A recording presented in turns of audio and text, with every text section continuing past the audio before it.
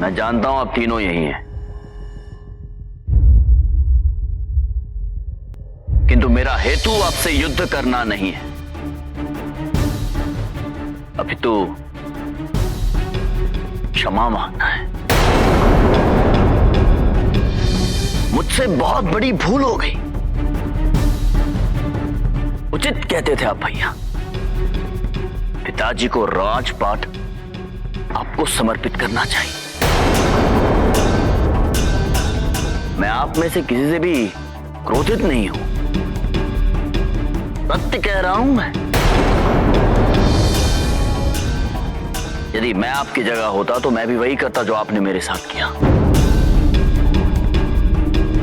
इस तथ्य का बोध मुझे अपनी तपस्या से हुआ। अब मुझे राजा बनने का कोई लोभ नहीं।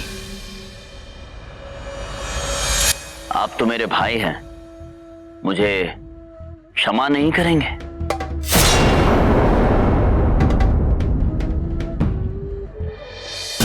अपने नेत्रहीन भाई को क्षमा किया ना भैया?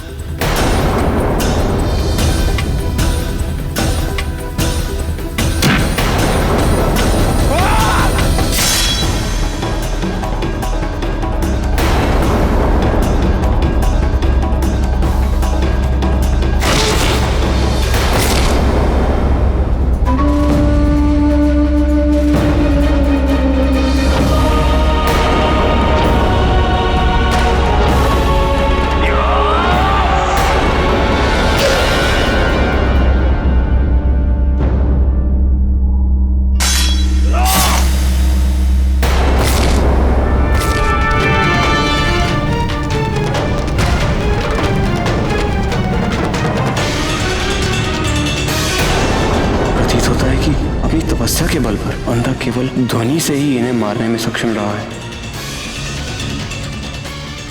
यदि मुझे जीवित रहना है तो शीघ्र ही कुछ उपाय खोजना होगा।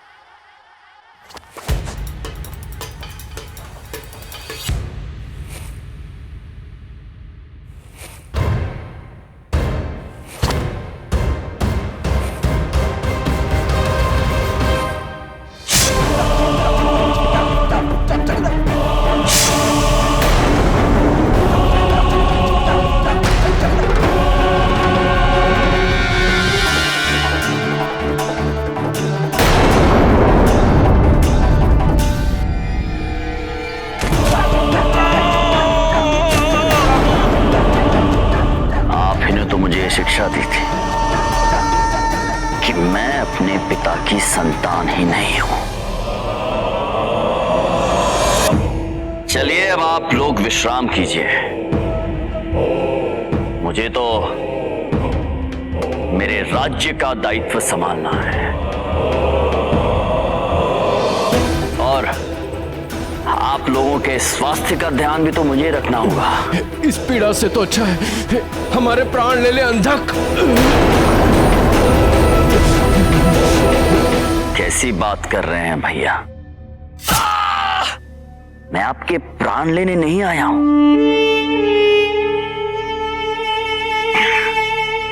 अपने राज्य को चलाने की अनुमति लेने आया हूं। सत्य कह रहा हूं मैं, सत्य कह रहा हूं मैं।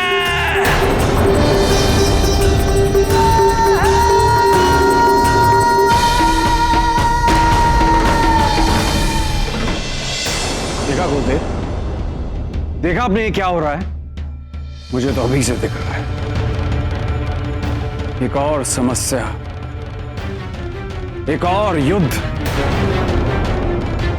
और इस बार इस सब के जड़ में एक शिवांश।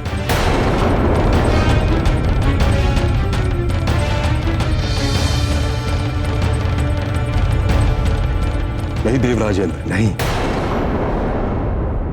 आपके विचार उचित दिशा में नहीं जा रहे हैं। यदि हम चाहते हैं जो हो रहा है वो पुनः ना हो,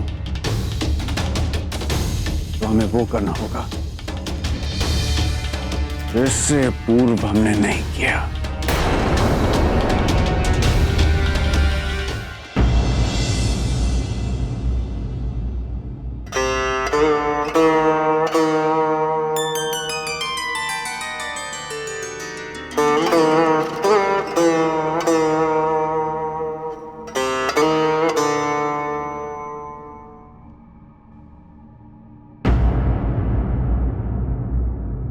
महादेव, अंधक ने जिस घटनाक्रम को आरंभ किया है वो हम नहीं चाहते थे। क्रियाओं और प्रतिक्रियाओं का चलन उसी ओर जा रहा है। चिरंतन काल से हम नियति के सर्वप्रथम हितैषी रहे हैं महादेव, किंतु इस बार हमारे लिए और विशेषता आपके लिए ये कितना कठिन है, इस बात की हमें अनुभूति है महादेव। भूल आपसे नहीं हमसे हुई है ब्रह्मदेव, और इस समस्या का समाधान भी मेरा और पार्वती का ही दायित्व है।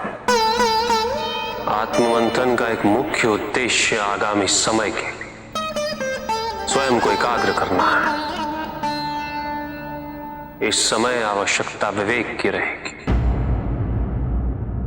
अंधक के अंधकार में विवेक ही प्रत्येक व्यक्ति को गंतव्य की ओर ले जाएगा। ऐसी स्थिति में विवेक, अंधक के कृत्य जिस दिशा में जा रहे हैं महादेव, वो हम दोनों को ज्ञात है। अपने मानसिक अंधकार में असत्य को सत्य मानेगा, सिद्धांतहीन तो है ही वो, भावनाहीन होकर कुकृत्य करेगा। भविष्य में एक ही भावना उसके पास शेष रहेगी, अपनी माता के प्रति उसी भावना का प्रयोग करेगा। महादेव, ये एक सच्चा अंधकार है, सच्चा अंधकार।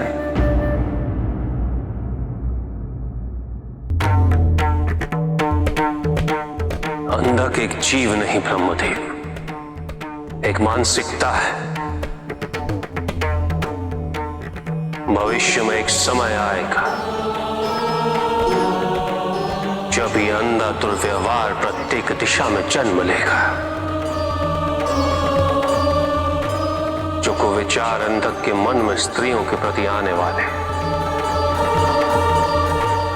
वो कई जीवों के मन में भी निर्बत आएंगे। इस मानसिकता का दुखांत कैसा होता है? अंधक के द्वारा हमें इसका उदाहरण समस्त संसार के समक्ष प्रस्तुत करना होगा। देव के इस उद्देश्य और इस दायित्व में एकाग्र रहना अनिवार्य है ब्रह्मदेव। पार्वती ने वर्तमान में रहने का चयन किया है।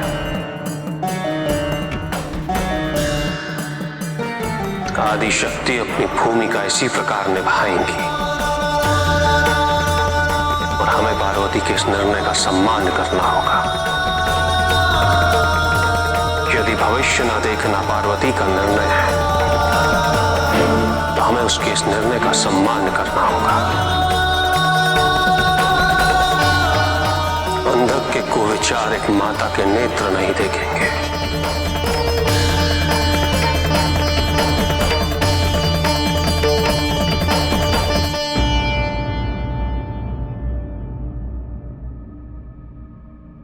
मैंने सदैव अंत के पूर्व जाके दुराचारियों को चेतावनी दी,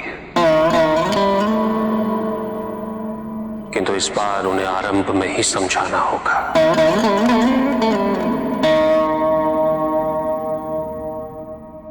उसने मार्ग का चयन तो किया, अब उसे विकल्पों का बोध कराना होगा।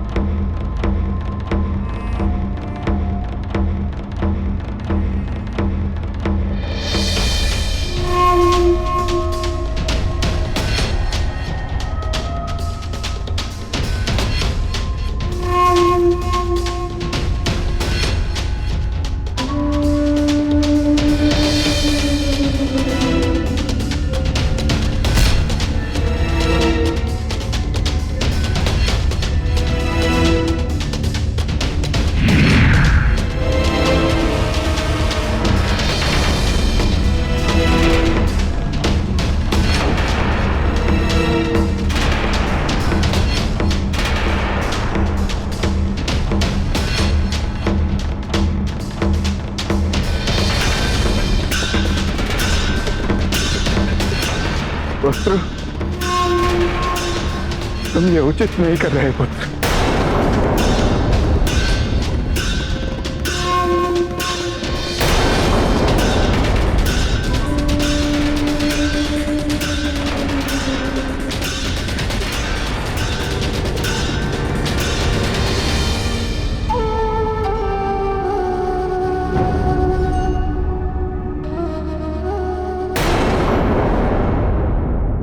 नारायण नारायण, ये क्या हो रहा है प्रभु? अंधक को आपसे वरदान प्राप्त किए हुए अभी कुछ समय मात्र ही तो हुआ है, और उसने अपने इस वरदान का उपयोग ऐसा कुकृत्य करने हेतु किया। आपने तो अंधक के जन्म के समय ही कहा था कि श्वेत से जन्मा जीव कभी कल्याणकारी नहीं होगा, किंतु इस तथ्य की वास्तविकता का बोध हमें अब हो रहा है। ऐसी स्थिति में उसका अंत कैसे होगा? उसने तो अपने अंत का विकल्प स्वयं निश्चित किया है।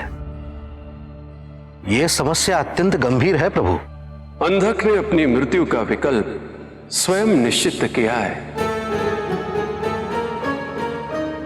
किंतु यह आवश्यक नहीं कि यह विकल्प उसे अमर बनाएगा नारद। अंधक अपने जीवन में सदैव प्रकाश का विरोध करता रहा है और करेगा, किंतु भविष्य में उसके मन में उस दैवी शक्ति को प्राप्त करने की अभिलाषा उत्पन्न होगी, जो शक्ति स्वयं प्रकाश का शक्तिपुंज है। और यही शक्ति अंधक के अंत का कारण बनेगी नारद। ब्रह्मदेव,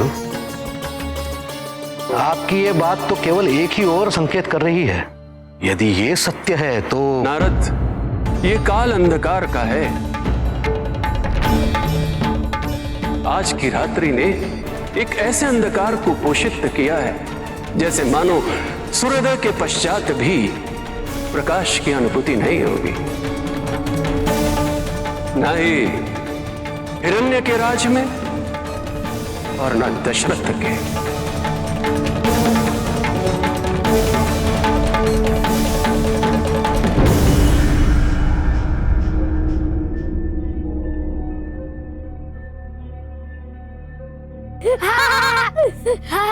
तुम तो सत्य के हो ही नहीं।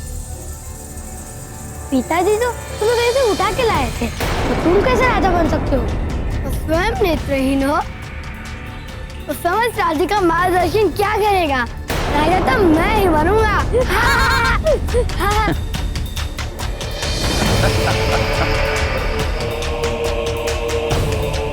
अब बोलो,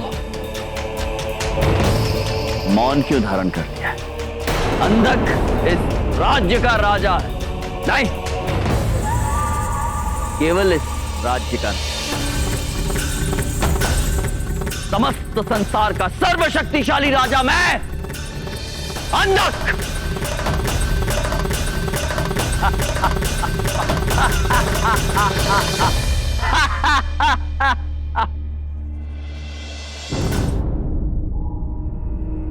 ये तुमने क्या मांग लिया?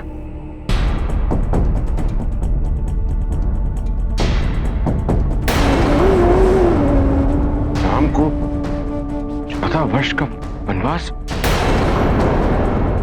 जिस सूर्योदय में राम राज्य का पद ग्रहण करता, अब उसी सूर्योदय में राम के वनवास का ग्रहण क्यों? कैकेयी क्यों? आपने ने हमसे वरदान मांगने को कहा था, हमने मांग लिया। रघुवंश में भले ही वचनों का प्राणों से अधिक मोल हो, किंतु आप ये नीति ना मानिए और संसार में अपयश प्राप्त कर लीजिए। बस, इससे अधिक हम और कुछ नहीं कह सकते। राम और भरत दोनों मेरे नेत्र समान हैं, दोनों मुझे उतने ही प्रिय हैं, और ये मैं महादेव को साक्षी मान के कह रहा हूं तुमसे, राम को राज्य का कोई मोह नहीं है। मैं स्वयं बड़े छोटे का विचार किए नीति का पालन कर रहा था। तुम निश्चिंत रहो, कल प्रातः ही हम ननिहाल एक दूत भेज देंगे तथा शुभ मुहूर्त मिलते ही भरत को राज्य समर्पित कर देंगे।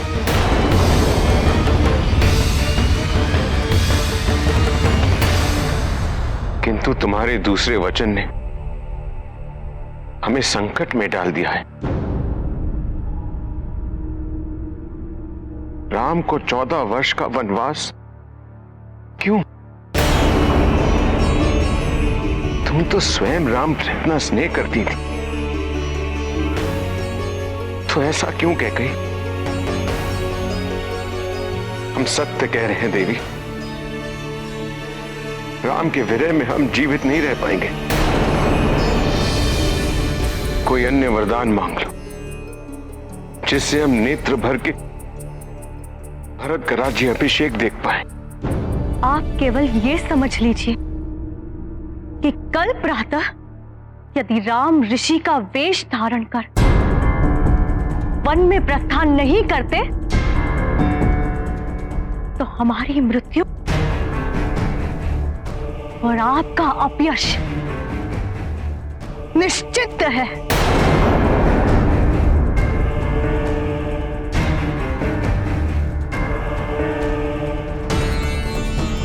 हे रघुकुल के गुरु सूर्यदेव,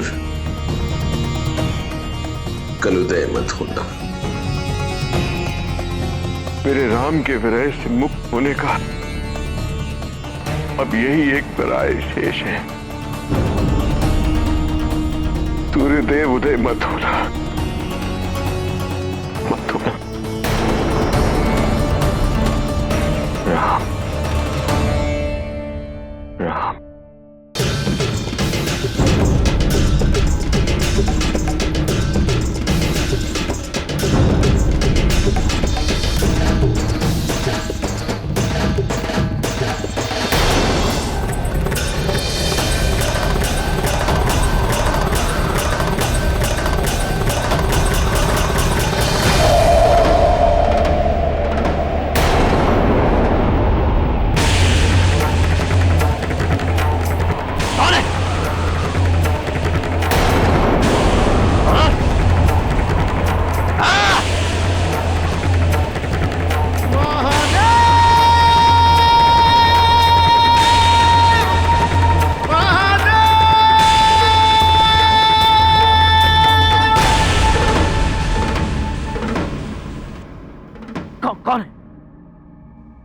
कौन है वहां? कौन है? मुझे अनुभूति हो गई है, कोई है वहां? हो गई है मुझे अनुभूति, कौन है? किस बात की अनुभूति अंधक? मेरे होने की, मेरे तुम्हारे समक्ष होने की, या मेरे तुम्हारे समक्ष सदा से होने की? इस प्रकाश से तुम्हें भय की अनुभूति होती वो मुझ में, किंतु अंधकार की जिस शून्यता से तुम्हें सुखानुभूति होती वो शून्यता भी मुझ में ही है। उस शून्यता को तुम स्वयं नाम दे चुके हो अंधक। कब तक उससे छिपते रहोगे? कब तक स्वयं को अंधकार में रखोगे?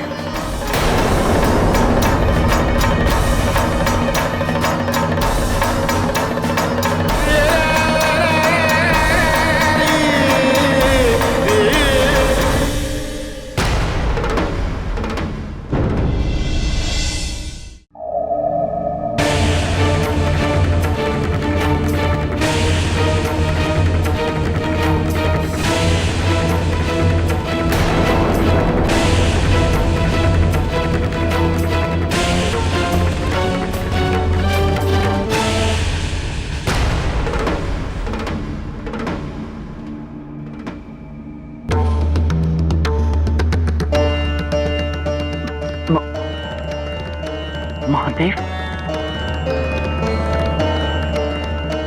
महादेव,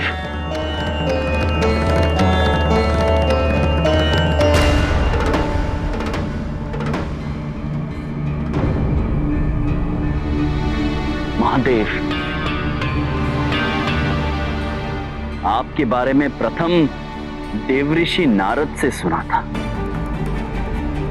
आज आपके साक्षात दर्शन पाकर मैं धन्य हो गया हूं, धन्य।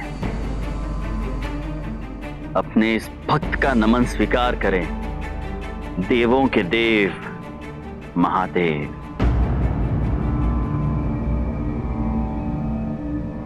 भक्ति का अभिनय भक्ति का अपमान होता है। जिस अंधकार में तुम अपने विचारों को गोपनीय रखते, वो प्रत्येक के लिए अभेद्य नहीं। जो मन में है वो वचनों में लाओ, तुम्हारे कर्मों के लिए यही हितकारी होगा।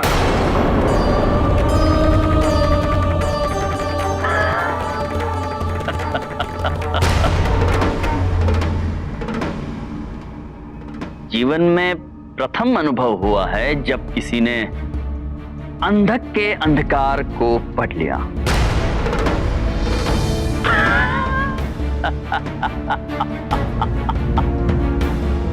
महादेव,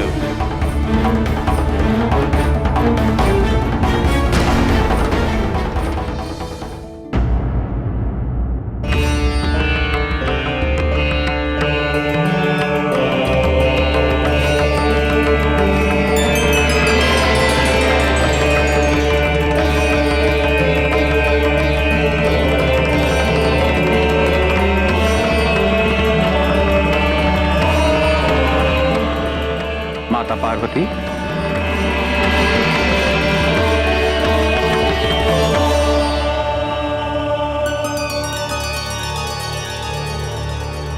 माता, हम सभी आपसे एक अति आवश्यक बात करने आए हैं।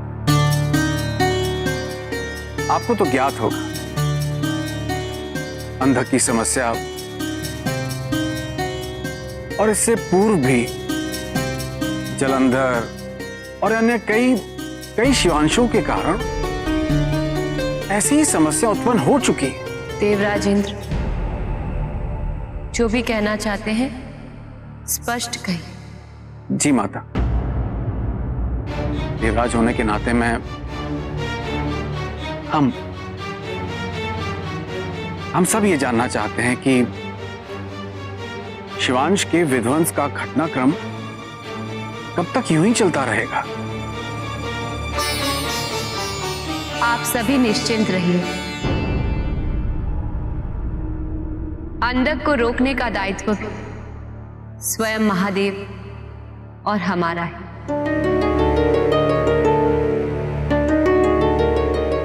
और इसी दायित्व की पूर्ति है इस क्षण स्वामी स्वयं मुझसे मिलने गए। किंतु केवल एक भेंट से क्या प्राप्त होगा माता?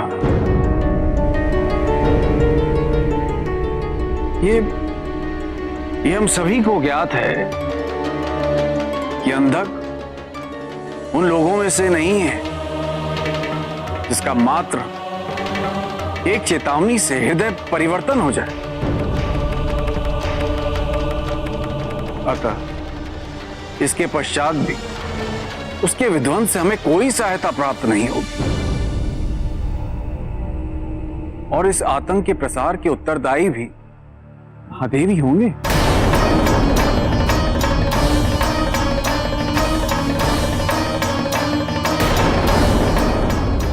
क्षमा करें माता, किंतु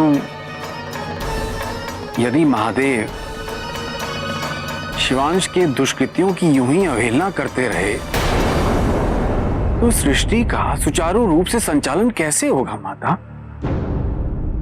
और ये सारे विचार मेरे नहीं है माता,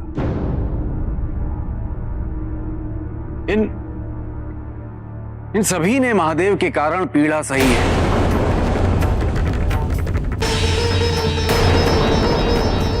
क्या ये सत्य नहीं है कि महादेव ने भी न जाने कितनी बार शिवांश के किए दुष्कृत्यों से मुख फेर लिया है।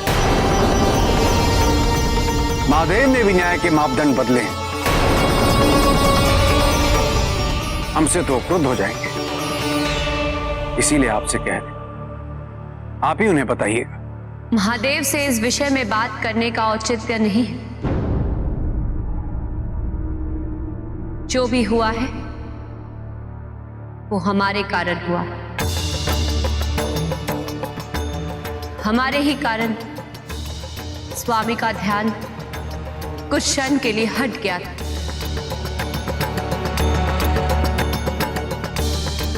हम भी तो यही कह रहे हैं माता। यदि देवों के देव महादेव का ध्यान अपने दायित्वों पे नहीं रहा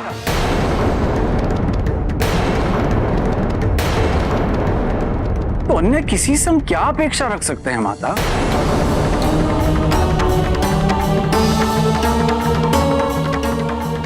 अब आप ही बताइए माता, मैं क्या करूं?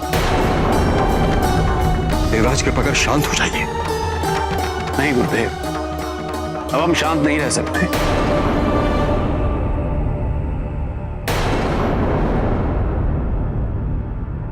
भले ही समस्या का दोष माता पार्वती ने अपने ऊपर ले लिया हो, किंतु महादेव तो त्रिकालदर्शी हैं। उन्होंने ऐसी स्थिति उत्पन्न ही क्यों होने दी? तो दोष तो महादेव का ही हुआ ना। देवराज इंद्र,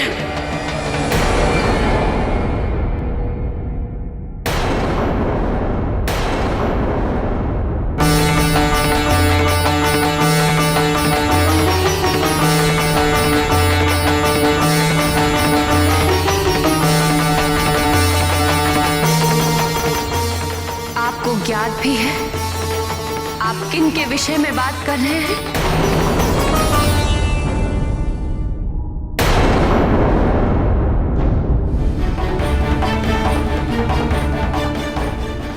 अब मैं वही व्यक्त करता हूं जो मेरे मन में है।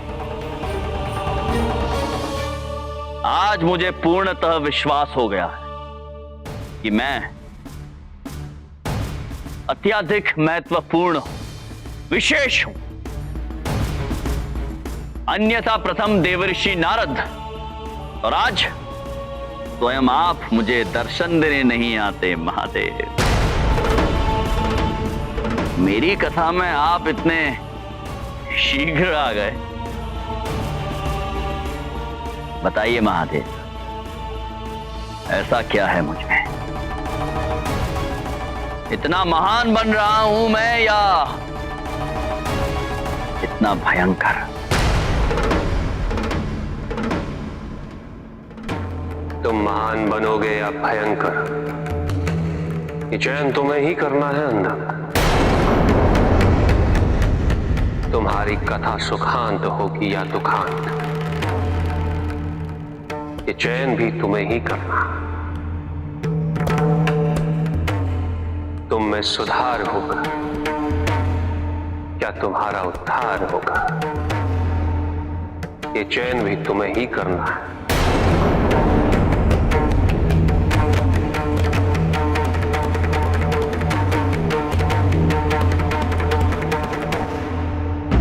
ऐसे शब्दों का चयन करने से पूर्व आपको लज्जा नहीं आई?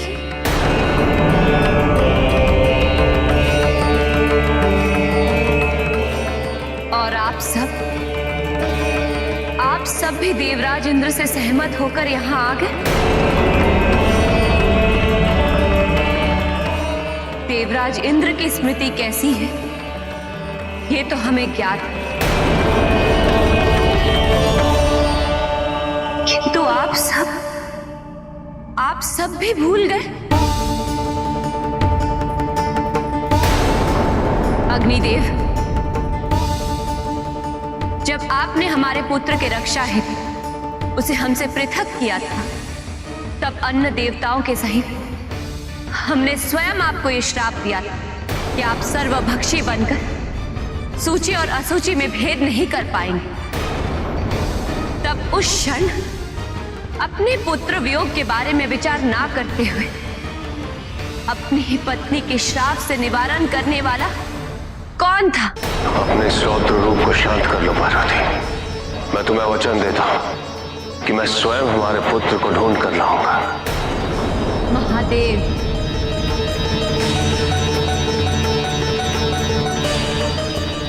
सूर्यदेव आप? हम महादेव के न्याय पर प्रश्न उठ रहे हैं और आप चुप हैं।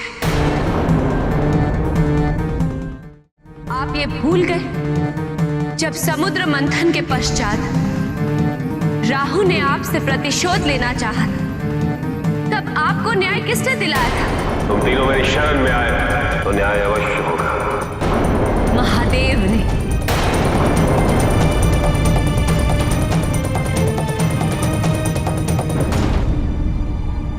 चंद्रदेव, यहां महादेव पर प्रश्न उठ रहे हैं कि वो दुष्कृत्यों से अपना मुंह फेर लेते हैं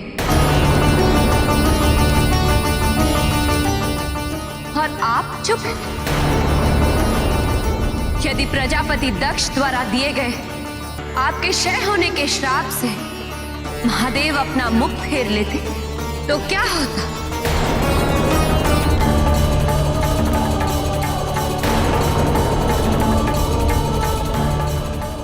और देवराज इंद्र,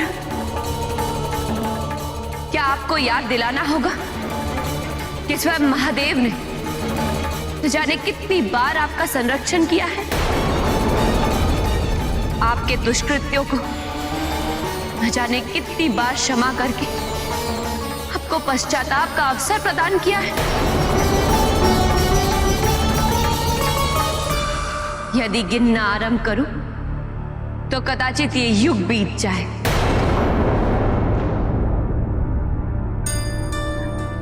क्या हो गया है आप सभी को? आप उन पर प्रश्न उठा रहे हैं जिन्होंने इस सृष्टि के कल्याण हेतु समुद्र मंथन के पश्चात सारा विष सहर्ष ग्रहण कर लिया था। आप उन पे आरोप लगा रहे हैं कि उन्हें अपने दायित्व का बोध नहीं है। यदि उस समय महादेव ने उस विष को ग्रहण नहीं किया होता तो क्या आपको, आप सभी देवताओं को अमरत्व की प्राप्ति होती? किंतु ये स्मरण रखना कठिन है और आरोप लगाना सरल है।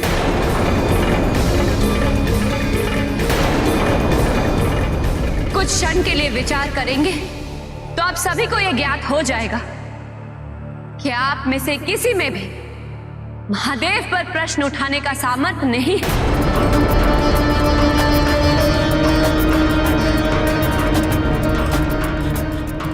तो इतना सामर्थ्य है? वाह अंधक, वाह! साक्षात महादेव आए हैं तुम्हें सचेत करने। किंतु अंधक, तूने ऐसा भी क्या अपराध किया है? प्रतिशोध लिया किंतु किसी की हत्या तो नहीं की। और भविष्य में ऐसा क्या करने वाला है तुम? हाँ? महादेव, क्षमा कीजिएगा, अंधकार में कभी स्वयं से स्वयं बातें करता हूं। अकेला हो ना, नेत्रहीन। ब्रह्मदेव के वरदान में तुम इस नेत्रहीनता से मुक्ति पा सकते थे, किंतु तुमने स्वयं अंधकार का चयन किया और अब सहानुभूति की अपेक्षा कर रहे हो। नहीं महादेव, नहीं, क्षमा चाहता हूं। मैं अब तक के अपने किए सारे दुष्कर्मों के लिए आपसे क्षमा चाहता हूं। आपने मेरा मार्गदर्शन किया महादेव, इसके लिए मैं आपका आभार व्यक्त करता हूं। आप निश्चिंत रहिए महादेव, निश्चित ही मैं भविष्य में आपको कभी भी निराश नहीं करूंगा।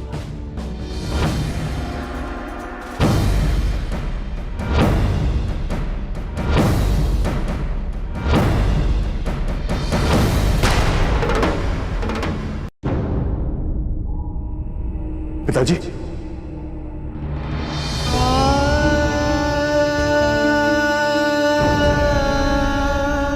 मां, पिताजी की ऐसी दशा, क्या हुआ है?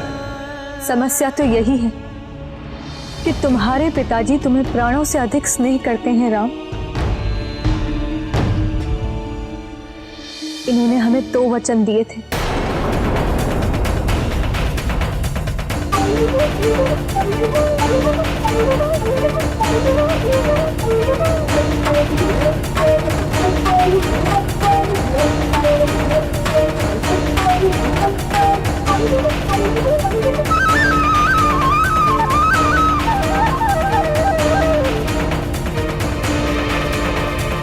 अब यदि तुम अपने पिता के दुख का निवारण करना चाहते हो तो उनकी आज्ञा को सहर्ष स्वीकार कर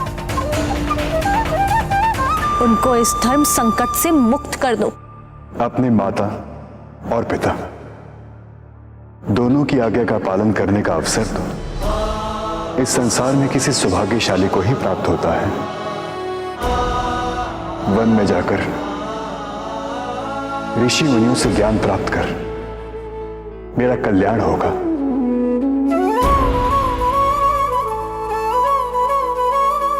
अतः इसमें पिताजी की आज्ञा और आपकी सम्मति भी है।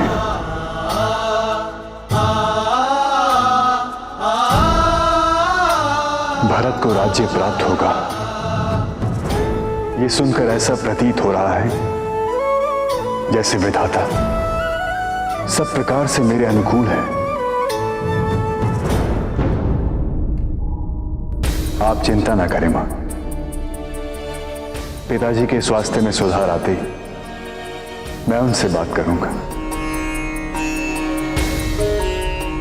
और उन्हें समझाऊंगा और उनका आशीर्वाद लेकर शीघ्र ही वनवास के लिए प्रस्थान करूंगा। आपके वचन का पालन होगा मां।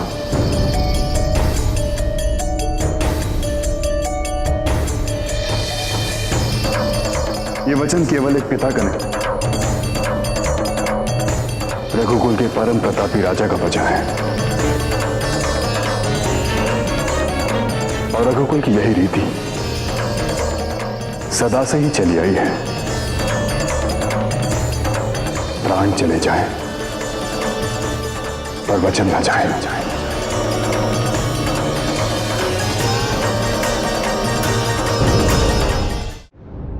माता, हमें क्षमा कर दीजिए माता, इससे भूल हो गई माता।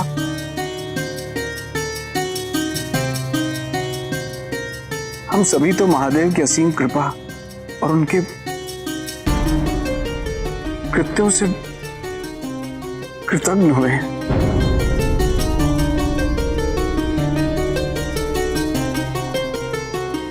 मैं सत्य कह रहा हूं माता, सत्य कह रहा हूं मैं। अंधक,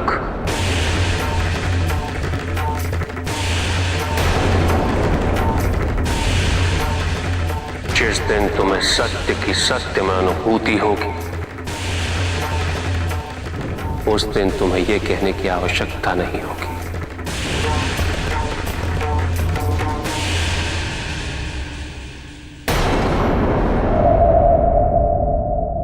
मेरे कहने का तात्पर्य केवल यह था कि अंधक जैसी भूल के अपराधी भी तो महादेव।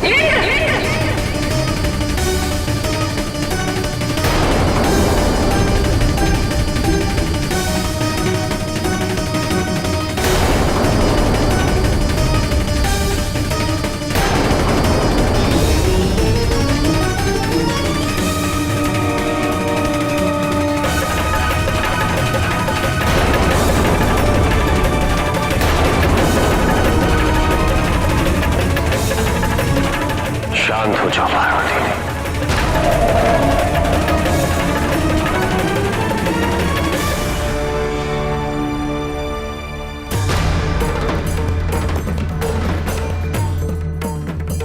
प्रणाम प्रभु।